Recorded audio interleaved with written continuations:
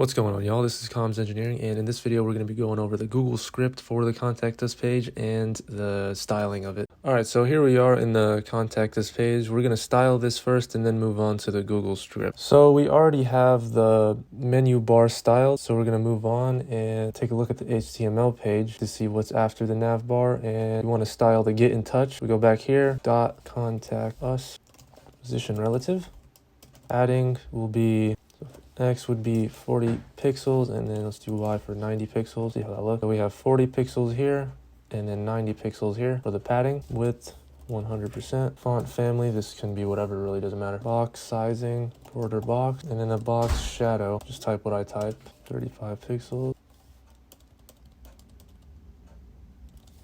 All right, let's go back to the HTML, and now we can get the class for the get in touch H2. So we just do contact us title, display it as a flex, justify the content center, and we're going to align the items center as well. So align items puts the content in the center of the screen, but justify content centers it in the actual div. If that makes any sense, as you will see shortly. So the font size, let's do, okay, it's a little bigger. Okay. There we go. So now we come to here for this very big div class or contact form. So box position will do relative again, displayed as a grid this time. As you may know already, a grid is, if you ever seen graph paper before, it's just like squares, right? Like an X and Y axis, but multiple squares. We'll do template, grid template columns, 2FR, grid template rows, and then grid template areas. Change this to 5, 4. So this FR means fraction. We're assigning it a space that's a fraction of the box size, of the div box size. So for grid areas, this is going to be a little different. What we do for this is just form info, form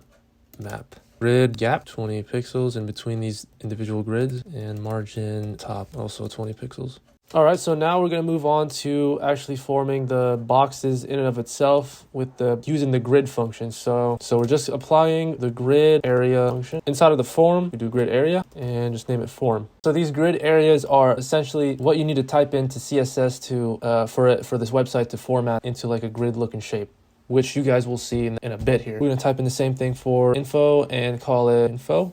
And so for the content, this should have been the first thing. Now in this is going to have a padding in between the grids, say like 40 pixels. Background is going to be white, but you can do something else. Doesn't really matter. And this is going to be the box shadow. So to explain what this is, it's just kind of like if you would have like a piece of paper that's floating in the air and it has like a shadow underneath it from the sun or some sort of light. This is kind of the same thing that we're making here. So 35 pixels, so 0, 5 pixels, 35 pixels is what I'm going to go for here. I already had this preset, but we're going to have an opacity of 13%. So RGBA is red, green, blue, and alpha. Alpha is the transparency one. And so, wait, hold on.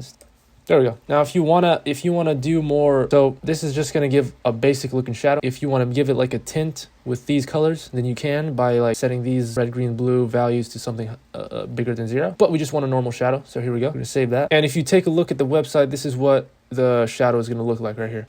As you can see, now we can distinguish each and every like that. And now we can tell apart which grid is which. So we have, here's the map div, here's the contact info div, and then here is the contact form div, all which within their respective grid areas per se. That makes sense. Hopefully it does. And we also need to assign one to grid map. Now go ahead and style the H3, which is going to be send message, blue, I guess. And the font weight is going to be 500. These are actually pre-made. These are actually numbers that CSS gives you when you type in font weight. Now what this means, we can go, here are all the different numbers corresponding to the font weight. So we have thin, extra light, 200, 100, all the way up to this very, very bold, which is 900. We're about right here. So there it is. Font size, let's do quite a little bigger and margin it from the bottom, not the top, 10 pixels. Dot form box. So this is going to be here. Now we want to go inside of the form box and do a couple stuff for it. So the position will be relative, width 100% per usual. We can copy and paste that and do dot row 50, which is going to be row 1, which is going to be the first, which is going to be all of the different types of information that we typed in the HTML, such as first name, last name, email, mobile. Just remove this, type in display flex, and assign a gap in between them of about 20 pixels.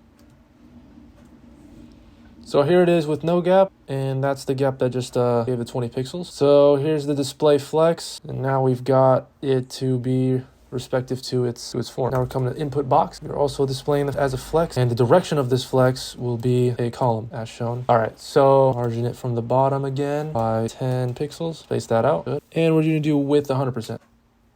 There we go. We're gonna go to the input box span. Let's do brown. You choose whatever color you want, really doesn't matter. But margin it from the top, 10 pixels, okay, as you saw there. And the font weight, we'll do another 500. Also margin it from the bottom, 5 pixels. Once you're satisfied with how the way it's spaced out, we'll go ahead and move on to input box. Input, padding, 10 pixels. This is gonna be for the boxes. So the input box is here. Font size, I'll do 1.1 EM. And the border, we want to have some sort of color to it. Not necessarily a shadow, but you see what I mean. So we just colored this in, this bezel right here or whatever, the outline of the input box is now this color. We can change that too, whatever else we want, and now it's changed. This kind of matches the font color, so I'm gonna keep it at that. And now we come to the text area, so that's gonna be like what's inside here. Input box, input, a lot of still doing some padding. Font size, let's do again 1.1 EM. Minimum height is gonna be 220 pixels. Hey, yeah. And the max height, again, we do another input box, but this is going to be for the submit button. So type, we'll do input bracket,